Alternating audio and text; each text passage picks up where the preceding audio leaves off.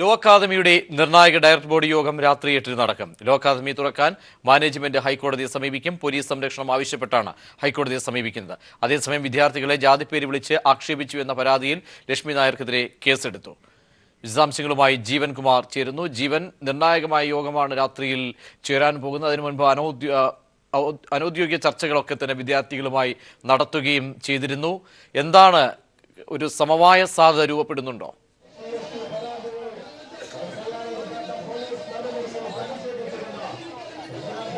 പ്രജീഷ്, ഇന്ന് രാത്രി 8 മണിയോടുകൂടിയായിരിക്കും ഒരുപക്ഷെ നിർണായകമായ, ഏവരും കേരളം വളരെ ആകാംക്ഷാപൂർവ്വം കാത്തിരിക്കുന്ന ചർച്ച ഉണ്ടാവുക. ഇന്ന് ഡയറക്ടർ ബോർഡ് യോഗത്തിന് ശേഷം വിദ്യാർത്ഥി നേതാക്കന്മാരുമായി ഡയറക്ടർ ബോർഡ് അംഗങ്ങൾ തന്നെ ഒരു വലിയ ചർച്ച ഇവിടെ നടത്താനായി പോവുകയാണ്.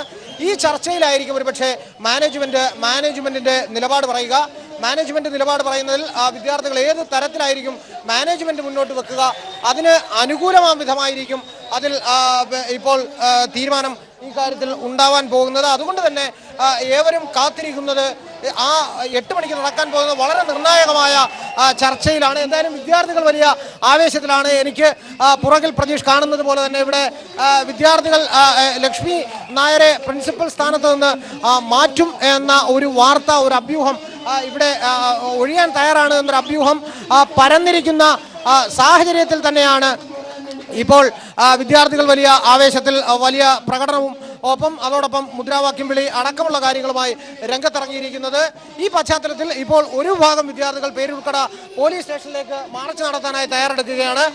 ലക്ഷ്മി നായർക്കെതിരായി നിലവിൽ പട്ടികജാതി അട്രോസിറ്റി നിയമപ്രകാരം ഇപ്പോൾ SC/ST ആക്ട് പ്രകാരം കേസെടുത്തിട്ടുണ്ട്. അതിൽ അടിയന്തരമായി ലക്ഷ്മി നായരെ അറസ്റ്റ് ചെയ്യണമെന്ന് ആവശ്യപ്പെട്ടുകൊണ്ട് KSU, AISF, ABVP എന്നീ സംഘടനകൾ അല്പസമയത്തിനകം ഇപ്പോൾ പേരൂർക്കട പോലീസ് സ്റ്റേഷനിലേക്ക് മാർച്ച് നടത്താനായി പോവുകയാണ്. ആ പശ്ചാത്തലം ഇങ്ങനെ നിൽക്കുന്നു. ഒപ്പം വിദ്യാർത്ഥിനികൾ അടക്കമുള്ളവർ ഇപ്പോൾ ഹോസ്റ്റലിലേക്ക് തിരികെ പോയി അവിടെ ഒരു പ്രത്യേക യോഗം ചേരുന്നുണ്ട്. അവർ നിലവിലുള്ള രാഷ്ട്രീയ സാഹചര്യങ്ങൾ അവിടെ സ്വാഭാവികമായും വിലയിരുത്തപ്പെടും. നിലവിൽ മാനേജ്മെന്റ് ഒരു തരത്തിലുള്ള വിട്ടുവീഴ്ചയ്ക്കും തയ്യാറല്ല എന്നതായിരുന്നു ഇന്ന് ഉച്ചവരെ കേട്ടിരുന്നത്. എന്നാൽ അതിൽ ചില മയപ്പെടലുകൾ വന്നിട്ടുണ്ട് എന്ന അഭ്യൂഹം വന്നിരിക്കുന്ന പശ്ചാത്തലത്തിൽ കൂടിയാണ് ഇപ്പോൾ വന്നിരിക്കുന്നത്. എനിക്ക് പിന്നിൽ ഇപ്പോൾ കാണുന്നത് പോലെ തന്നെ വിദ്യാർത്ഥി ഐക്യത്തിന്റെ പ്രവർത്തകർ, AISF, ABVP ഒപ്പം KSU എന്നീ സംഘടനകൾ ചേർന്നുകൊണ്ട് ഇപ്പോൾ പ്രകടനം നടത്താനായി പേരൂർക്കട പോലീസ് സ്റ്റേഷനിലേക്ക് പ്രകടനം നടത്താൻ പോവുകയാണ്. പ്രതീക്ഷ ജീവൻകുമാർ, ഏത് തരത്തിലാണ് എന്തായാലും കേസുകൾ, ജാമ്യമില്ലാ വകുപ്പിൽ കേസ് എടുത്തിരിക്കുന്ന സാഹചര്യം, മാത്രമല്ല വിദ്യാർത്ഥി സമരം നീണ്ടുപോകുന്ന ഒരു ഘട്ടത്തിൽ കോളേജ് തുറക്കാൻ കഴിയാത്ത ഒരു അവസ്ഥ, ഈ സാഹചര്യങ്ങളൊക്കെ ബോധ്യപ്പെട്ടതിന്റെ അടിസ്ഥാനത്തിൽ മാനേജ്മെന്റ്, ഡയറക്ടർ ബോർഡ് ഇങ്ങനെ ലക്ഷ്മി നായരെ പ്രിൻസിപ്പൽ സ്ഥാനത്ത് നിന്ന് മാറ്റി നിർത്തിക്കൊണ്ടുള്ള ഒരു സമവായത്തിന് അതിനായിരിക്കും ഒരു മുൻതൂക്കം നൽകുക എന്നാണോ അനൗദ്യോഗികമായി ലഭിക്കുന്ന വിവരങ്ങൾ?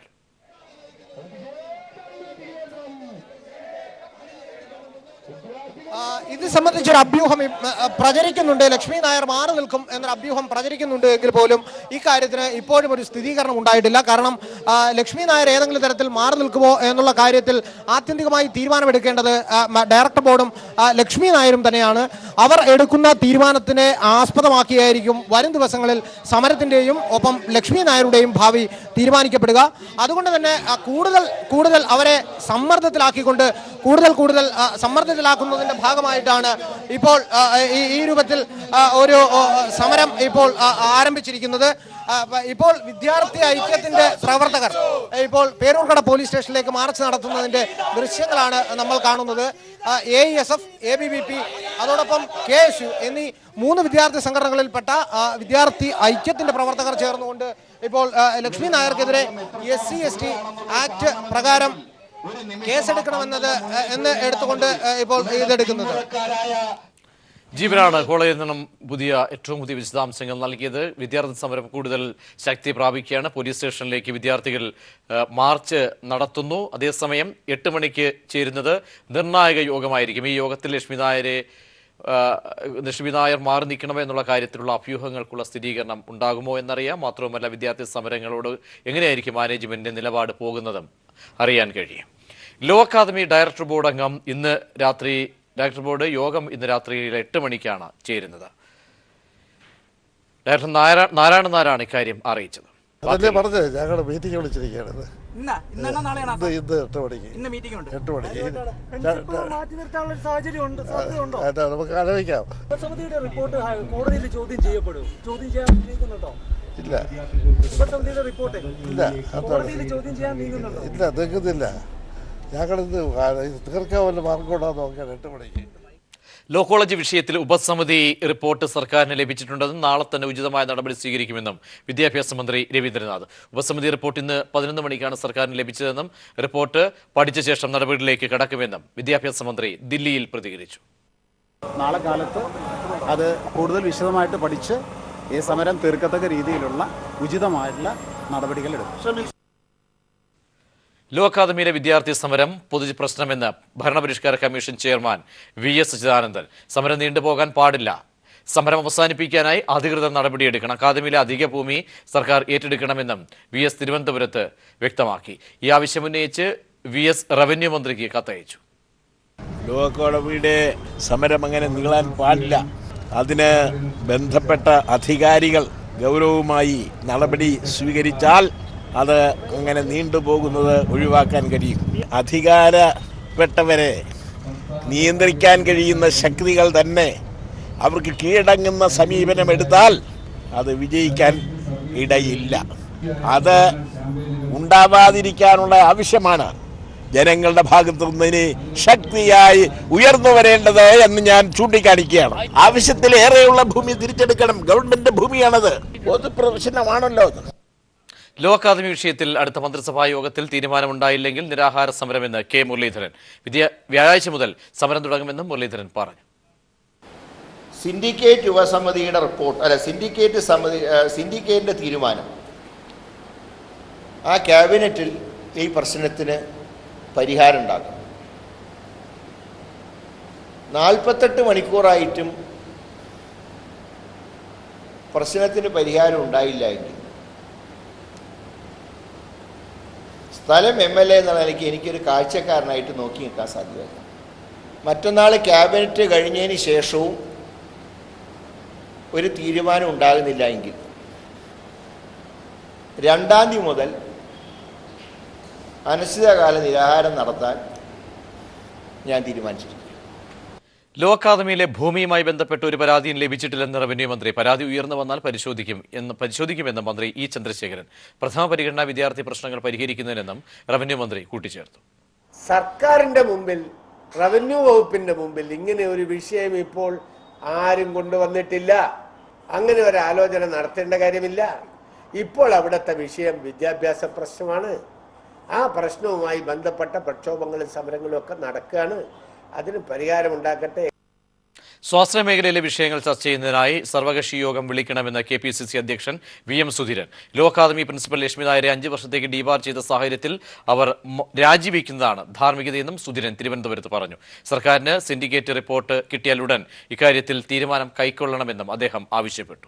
മോശമായി പ്രവർത്തിക്കുന്ന സ്വാശ്രയ സ്ഥാപനങ്ങൾക്ക് കടിഞ്ഞാൺ ഇടേണ്ടിടത്ത് കടിഞ്ഞാൺ ഇട്ടേ മതിയാകൂ. അതിന് ആസ്പദമായ കാര്യങ്ങളിൽ ഒരു സമവായം ഉണ്ടാകണം. അതിനാണ് ഒരു സർവകക്ഷി യോഗം വിളിച്ചുകൂട്ടണം എന്ന് ആവശ്യപ്പെടുന്നു. യൂണിവേഴ്സിറ്റി സിൻഡിക്കേറ്റ് പ്രിൻസിപ്പലിൽ തന്നെ അവിശ്വാസം രേഖപ്പെടുത്തി നേരത്തെ വിദ്യാർത്ഥികളുടെ വിശ്വാസം പൂർണ്ണമായി നഷ്ടപ്പെട്ട ആ പ്രിൻസിപ്പൽ ഇനിയും ആ സ്ഥാനത്ത് കടിച്ചു തൂങ്ങി നിൽക്കരുത്. സ്വാശ്രയ സ്ഥാപനങ്ങളിൽ വിദ്യാർത്ഥികൾക്ക് ഭയാശങ്കകളില്ലാതെ പഠിക്കാൻ വഴിയൊരുക്കുമെന്ന് മുഖ്യമന്ത്രി പിണറായി വിജയൻ പറഞ്ഞു. പ്രശ്നങ്ങൾ പരിഹരിക്കാൻ വൈസ് ചാൻസലർമാരുടെ യോഗം വിളിച്ചിട്ടുണ്ടെന്നും സ്വാശ്രയ കോളേജുകളിലെ നടപടികളിൽ വിദ്യാർത്ഥി സമൂഹം അസംതൃപ്തരാണെന്ന കാര്യം സർക്കാർ മനസ്സിലാക്കുന്നുണ്ടെന്നും അദ്ദേഹം പറഞ്ഞു. ഗൗരവത്തോടെയാണ് ഇക്കാര്യങ്ങളെ സർക്കാർ കാണുന്നത്. എല്ലാ വിദ്യാർത്ഥികൾക്കും തുല്യമായ വിദ്യാഭ്യാസം ലഭിക്കുന്നതിനുള്ള അവസ്ഥയുണ്ടാകുമെന്നും പിണറായി കൂട്ടിച്ചേർത്തു.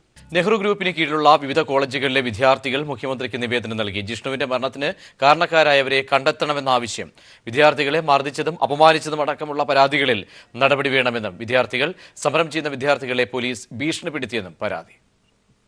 ഷൊർണൂർ റെസ്റ്റ് ഹൌസിലെത്തിയാണ് നെഹ്റു ഗ്രൂപ്പിന് കീഴിലുള്ള വിവിധ കോളേജുകളിലെ വിദ്യാർത്ഥികൾ മുഖ്യമന്ത്രിക്ക് നിവേദനം നൽകിയത്.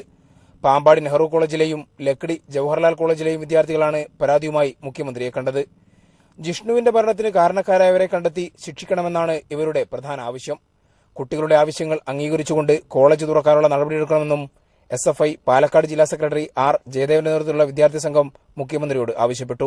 പരാതി കൃത്യമായി ബോധിപ്പിച്ചിട്ടുണ്ടായിരുന്നു.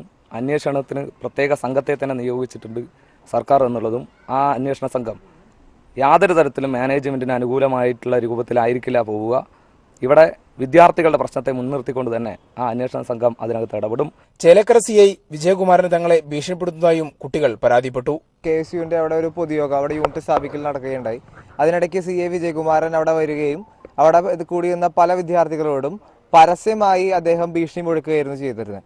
അതായത് കൃത്യമായി പറഞ്ഞു കഴിഞ്ഞാൽ ഈ ഒരു പ്രശ്നം ഒരു 10 ദിവസത്തിനുള്ളിൽ കെട്ടടങ്ങുമായിരിക്കാം, പക്ഷെ അത് കഴിഞ്ഞാൽ നിങ്ങളുടെ ഓരോരുത്തരുടെ വീടിന്റെ മുമ്പിലും ഞങ്ങളുടെ പോലീസ് ജീപ്പുകൾ വരികയും നിങ്ങളുടെ ഓരോ കേസിനെ ഉൾപ്പെടുത്തുകയും ചെയ്യാനുള്ള കറക്റ്റായ പ്ലാൻ ഞങ്ങൾക്കുണ്ട്, അത് ഞങ്ങൾ നടത്തുകയും ചെയ്യുമെന്ന് കൃത്യമായിട്ട് പരസ്യമായിട്ടാണ് CI വിജയകുമാരൻ ഞങ്ങളോട് പറഞ്ഞത്.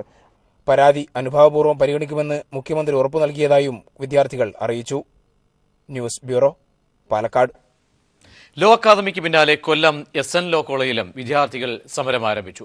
വനിതാ ഹോസ്റ്റലിന് സുരക്ഷ ഉറപ്പുവരുത്തുക, ഇന്റേണൽ മാർക്ക് നൽകുന്നതിൽ സുതാര്യത വേണം, കോളേജിലെ CCTV ക്യാമറകൾ മാറ്റുക എന്നീ ആവശ്യങ്ങൾ ഉന്നയിച്ചാണ് സമരം. വിദ്യാർത്ഥികൾ പ്രിൻസിപ്പലിനെ ഉപരോധിച്ചു. രാഷ്ട്രീയം നിരോധിച്ചുകൊണ്ടുള്ള കോളേജിൽ വിദ്യാർത്ഥികൾ സംയുക്തമായാണ് വിവിധ ആവശ്യങ്ങൾ ഉന്നയിച്ച് സമരം ആരംഭിച്ചത്. വിദ്യാർത്ഥികളുടെ സ്വകാര്യത പരിഗണിക്കാതെ കോളേജ് മുഴുവൻ CCTV ക്യാമറകൾ സ്ഥാപിച്ചതിനും ഇന്റേണൽ മാർക്ക് നൽകുന്നതിൽ സുതാര്യത ഇല്ലെന്നും ആരോപിച്ചായിരുന്നു പ്രതിഷേധം. ഇന്റേണൽ അസസ്മെന്റിലെ അപാകതകൾ പരിഹരിക്കുക, ഈ പ്രൈവസിക്ക് ഭാഗമായ ക്യാമറകൾ, കോളേജിന് ചുറ്റും ഒരുപാട് ക്യാമറകളുണ്ട്, അത് വിദ്യാർത്ഥികളുടെ പ്രൈവസിയെ അഫക്റ്റ് ചെയ്യാത്ത വിധം അത് എങ്ങനെ പരിഹരിക്കണമെന്ന് അത് എടുത്തു മാറ്റണം വിധമായ നടപടികളുമായിട്ട് ബന്ധപ്പെട്ട് 2 ദിവസം കൊണ്ട് മാനേജ്മെന്റുമായിട്ട് ചർച്ച നടന്നു വരികയാണ്. വനിതാ ഹോസ്റ്റലിൽ സുരക്ഷയില്ലെന്നും സാമൂഹ്യ വിരുദ്ധരുടെ ശല്യം രൂക്ഷമാണെന്നും വിദ്യാർത്ഥിനികൾ പറയുന്നു. ആഹാരം പോലും ശുചിത്വം പാലിക്കാതെയാണ് വിതരണം ചെയ്യുന്നതെന്നും വിദ്യാർത്ഥികൾ കുറ്റപ്പെടുത്തി. സ്പോർട്സ് നടത്താൻ പണം പിരിച്ച ശേഷം നടത്തുന്നില്ലെന്നും ഇവർ പറയുന്നു. എന്നാൽ CCTV ക്യാമറകൾ യൂണിവേഴ്സിറ്റി നിർദ്ദേശപ്രകാരമാണ് സ്ഥാപിച്ചതെന്നും ഹോസ്റ്റൽ ലോ കോളേജിന്റേത് മാത്രമല്ലെന്നും സുരക്ഷ ഉറപ്പാക്കേണ്ടത് SN മാനേജ്മെന്റുമാണെന്നാണ് പ്രിൻസിപ്പൽ ഉഷയുടെ വിശദീകരണം. Privacy, right to privacy effect ചെയ്യുന്നിടത്ത് CCTV വെക്കാൻ പാടില്ല. ക്ലാസ് റൂമിനകത്ത് റൈറ്റ് ടു പ്രൈവസി ഇല്ല, എന്നിട്ട് പോലും ഞങ്ങൾ ക്യാപ്പ് ചെയ്തു. ആ ഹോസ്റ്റലിൽ എൻ്റെ പിള്ളേർ മാത്രമല്ല, എനിക്ക് എന്ത് വോയിസ് അവിടെ എല്ലാ കുട്ടികളും ഉണ്ട്, VNS എല്ലാവരും ഉണ്ട്. അത് SN ഹോസ്റ്റലാണ്. മാനേജ്മെന്റ് പ്രതിനിധി എത്തിയ ശേഷം ചർച്ച ചെയ്ത് പരിഹരിക്കുമെന്നും പ്രിൻസിപ്പൽ അറിയിച്ചു. ന്യൂസ് ബ്യൂറോ, കൊല്ലം.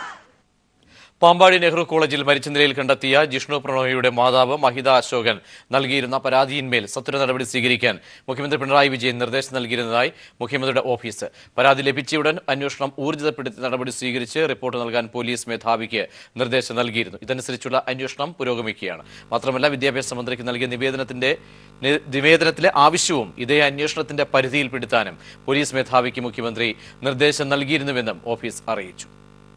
മുൻ CAG വിനോദ് റായ്, BCC ഇടക്കാല സമിതിയുടെ ചെയർമാൻ, രാമചന്ദ്ര ഗുഹ, വിക്രം ലിമായെ, ഡയാന എഡുൾജി എന്നിവരാണ് മറ്റംഗങ്ങൾ. സുപ്രീംകോടതിയാണ് ഇടക്കാല സമിതി അംഗങ്ങളെ പ്രഖ്യാപിച്ചത്. ATM നിയന്ത്രണത്തിൽ ഭാഗിക ഇളവ്. കറണ്ട് അക്കൗണ്ടുകളിൽ നിന്നും പണം പിൻവലിക്കാനുള്ള നിയന്ത്രണം നീക്കി. ATM-ൽ നിന്നും ഒരു ദിവസം പിൻവലിക്കാവുന്ന തുക 24,000 വർദ്ധിപ്പിച്ചു. ഇളവ് 1-ാം തീയതി പ്രാബല്യത്തിൽ വരും. വിശദാംശങ്ങളുമായി മനു ശങ്കരൻ ചേരുന്നു. മനു, 24,000 രൂപ പ്രതിദിനം പിൻവലിക്കാൻ കഴിയുമ്പോഴും ഇളവ് ഒരാഴ്ചയിലെ കണക്കിൽ മാറ്റം വന്നിട്ടില്ല. തീർച്ചയായും ATM-കളിലൂടെ പണം പിൻവലിക്കുന്നതിന് ഒരു ഭാഗിക ഇളവാണ് ഇപ്പോൾ റിസർവ് ബാങ്ക് പ്രഖ്യാപിച്ചിരിക്കുന്നത്. കറന്റ് അക്കൗണ്ട്, അതോടൊപ്പം ക്യാഷ്, ക്രെഡിറ്റ്, ഓവർഡ്രാഫ്റ്റ് അക്കൗണ്ടുകളിൽ നിന്നും പണം പിൻവലിക്കാനുള്ള നിയന്ത്രണമാണ് നീക്കുന്നത്. ഒരു ദിവസം 10,000 രൂപയിൽ കൂടുതൽ പിൻവലിക്കാമെന്നാണ് റിസർവ് ബാങ്ക് ഇപ്പോൾ അറിയിച്ചിരിക്കുന്നത്. ആഴ്ചയിൽ പിൻവലിക്കാവുന്ന തുക 1 ലക്ഷം എന്നത് തുടരുകയും ചെയ്യുമെന്നാണ് ഇപ്പോൾ അറിയിച്ചിരിക്കുന്നത്. അതേസമയം സേവിങ്സ് ബാങ്ക് അക്കൗണ്ടുകളിൽ നിന്ന് പണം പിൻവലിക്കാനുള്ള നിയന്ത്രണത്തിൽ മാറ്റം വരുത്തിയിട്ടില്ല. അത് ദിവസം 10,000 രൂപയായും ആഴ്ചയിൽ 24,000 രൂപയായും തുടരും. ഭാവിയിൽ സേവിങ്സ് അക്കൗണ്ട് നിയന്ത്രണം പിൻവലിച്ചേക്കാമെന്നും റിസർവ് ബാങ്ക് ചില സൂചനകൾ നൽകിയിട്ടുണ്ട്. ഫെബ്രുവരി 1 മുതലാണ് ഇളവുകൾ പ്രാബല്യത്തിൽ വരിക. എന്നാൽ ഇത്തരത്തിലുള്ള നിർദ്ദേശം ബാങ്കുകൾക്ക് നൽകിയിട്ടുണ്ടെങ്കിലും പണം പിൻവലിക്കൽ സംബന്ധിച്ച് തീരുമാനമെടുക്കാൻ ബാങ്കുകൾക്ക് അധികാരം ഉണ്ടായിരിക്കുമെന്നും RBI വ്യക്തമാക്കിയിട്ടുണ്ട്. സേവിങ്സ് ബാങ്ക് അക്കൗണ്ടുകളിൽ ഒരു മാറ്റം വരുത്താതെ കറന്റ് അക്കൗണ്ടുകളിൽ ഇളവുകളാണ് ഇപ്പോൾ RBI പ്രഖ്യാപിച്ചിരിക്കുന്നത്. പ്രജീഷ്, മനുശങ്കരനാണ് വിവരങ്ങൾ നൽകിയത്. പൂനെയിൽ സോഫ്റ്റ്വെയർ എഞ്ചിനീയറായ മലയാളി യുവതിയെ കൊല്ലപ്പെട്ട നിലയിൽ കണ്ടെത്തി. ഇൻഫോസിസ് ജീവനക്കാരിയായ രസീല രാജുവിനെയാണ് ഓഫീസിനുള്ളിൽ കൊല്ലപ്പെട്ട നിലയിൽ കണ്ടെത്തിയത്. കഴുത്തിൽ കേബിൾ മുറയ്ക്കിയ നിലയിലായിരുന്നു മൃതദേഹം. മരണത്തിൽ ദുരൂഹതയുണ്ടെന്ന് ബന്ധുക്കൾ ആരോപിച്ചു. കോഴിക്കോട് പൈമ്പ്ര കിഴക്കാൾക്കടവ് സ്വദേശിയാണ് കൊല ചെയ്യപ്പെട്ട റസീല. കഴിഞ്ഞ 6 മാസമായി പൂനെയിലെ ഇൻഫോസിസിൽ ജോലി ചെയ്തു വരികയായിരുന്നു. 2.5 മാസം മുമ്പാണ് അവസാനമായി നാട്ടിൽ എത്തിയത്. ഇന്നലെ ഉച്ചവരെ ബന്ധുക്കളുമായി ഫോണിൽ സംസാരിച്ചിരുന്നതായും മരണത്തിൽ ദുരൂഹതയുണ്ടെന്നും ബന്ധുക്കൾ പറയുന്നു. തങ്ങളോട് ചോദിക്കാതെ പോസ്റ്റ്മോർട്ടം ചെയ്യാൻ കമ്പനി അധികൃതർ തീരുമാനിച്ചത് ദുരൂഹത വർദ്ധിപ്പിക്കുന്നതായി റസീലയുടെ അമ്മാവൻ മനോജ് പറഞ്ഞു. പൂനെയിലുള്ള ബന്ധുക്കൾ കുട്ടിയുടെ കഴുത്തിൽ കമ്പ്യൂട്ടർ കേബിൾ കുടുങ്ങിയെന്ന സംശയം പ്രകടിപ്പിച്ചപ്പോഴാണ് മരണം കൊലപാതകം ആണ് എന്ന സംശയം കമ്പനി അധികൃതർ മുൻപോട്ട് വെച്ചതെന്നും ബന്ധുക്കൾ പറയുന്നുണ്ട്. റസീലിന്റെ കഴുത്തിൽ വയറുകൊണ്ട് കേബിൾ കൊണ്ട് മുറുക്കിയ പാടുകളുണ്ട്. കഴുത്തിൽ തലയ്ക്ക് മുറിപ്പാട്, ശരീരത്തിൽ ബ്ലഡിൻ്റെ അംശം ഒക്കെ ഉണ്ട്. അപ്പോൾ ഞങ്ങൾ ഇൻഫോസിസിൻ്റെ manager, Bangalore manager Santhosh sir, പുള്ളി വിളിച്ച പുള്ളി ആദ്യം എല്ലാവരും മർഡറാന്ന് പറഞ്ഞില്ല, എന്ത് പ്രശ്നമുണ്ടെന്ന് മാത്രമേ പറഞ്ഞുള്ളൂ. ഞങ്ങൾ ബന്ധു കണ്ടിട്ടുണ്ട് പറഞ്ഞപ്പോൾ ഒരു മർഡറാന്ന് പറഞ്ഞു. റിട്ടയർഡ് ആർമി ഉദ്യോഗസ്ഥനായ റസീലിയുടെ പിതാവ് കോഴിക്കോട് കുന്ദമംഗലം സ്റ്റേഷനിൽ ഹോംഗാർഡായി ജോലി ചെയ്തു വരികയാണ്. അമ്മ നേരത്തെ മരണപ്പെട്ടിരുന്നു. News bureau, Kozhikode. Malabar cements അഴിമതി കേസിൽ ലീഗൽ ഓഫീസറെ വിജിലൻസ് അറസ്റ്റ് ചെയ്തു. പാലക്കാട് വിജിലൻസ് ഓഫീസിൽ വിളിച്ചു വരുത്തി ചോദ്യം ചെയ്ത ശേഷമാണ് പ്രകാശ് ജോസഫിനെ അറസ്റ്റ് ചെയ്തത്. വ്യവസായി VM രാധാകൃഷ്ണന്റെ സ്ഥാപനം സെക്യൂരിറ്റിയായി ബാങ്കിൽ കെട്ടിവെച്ച 50 ലക്ഷം രൂപ പിൻവലിച്ച ശേഷം നിയമ നടപടി എടുക്കാത്തതിനാൽ കമ്പനിക്ക് ലക്ഷങ്ങളുടെ നഷ്ടമുണ്ടായെന്ന് ത്വരിത പരിശോധനയിൽ കണ്ടെത്തിയിരുന്നു. സിമന്റ് നിർമ്മാണത്തിനുള്ള അസംസ്കൃത വസ്തുക്കൾ ഇറക്കുമതി ചെയ്യാനുള്ള കരാറിലാണ് VM രാധാകൃഷ്ണന്റെ സ്ഥാപനവുമായി മലബാർ സിമന്റ്സ് ഏർപ്പെട്ടിരുന്നത്. ഉമ്മൻചാണ്ടിയുടെ അഭിഭാഷകന് സോളാർ കമ്മീഷന്റെ താക്കീത്. ഉമ്മൻചാണ്ടിയെ മറ്റ് കക്ഷികൾ വിസ്തരിക്കവേ അഭിഭാഷകൻ നിരന്തരം ഇടപെടുന്നതാണ് കമ്മീഷനെ ചൊടിപ്പിച്ചത്. അത്തരം അനാവശ്യ ഇടപെടൽ അനുവദിക്കാനാകില്ലെന്ന് കമ്മീഷൻ അറിയിച്ചു. അതേസമയം സരിതയ്ക്ക് ഉമ്മൻചാണ്ടിയെ നേരിട്ട് വിസ്തരിക്കാൻ കമ്മീഷൻ അനുമതി നൽകിയില്ല. സരിതയുടെ അഭിഭാഷകൻ നാളെ ഉമ്മൻചാണ്ടിയെ വിസ്തരിക്കും. BJPക്കെതിരെ നിലപാടെടുക്കുന്നതിൽ കോൺഗ്രസിന് വീഴ്ച പറ്റിയെന്ന് കെ മുരളീധരൻ. കോൺഗ്രസ് തളരുമ്പോൾ ശക്തി പ്രാപിക്കുന്നത് BJP ആണെന്നും കെ മുരളീധരൻ പറഞ്ഞു. അതല്ല BJPയെ എതിർക്കുന്നതിൽ കുറെ കൂടെ സ്ട്രോങ് ആവണം എന്നുള്ളൊരു അഭിപ്രായം പാർട്ടി അണികളിലുണ്ട്. പിന്നെ BJP ശക്തി പ്രാപിക്കുമ്പോൾ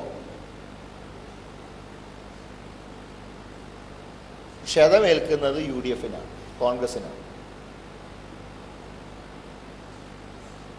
കോൺഗ്രസിന് പരമ്പരാഗതമായി കിട്ടിയ വോട്ട് ബാങ്കുകളിലാണ് BJP വിള്ളലുണ്ടാക്കുന്നത്.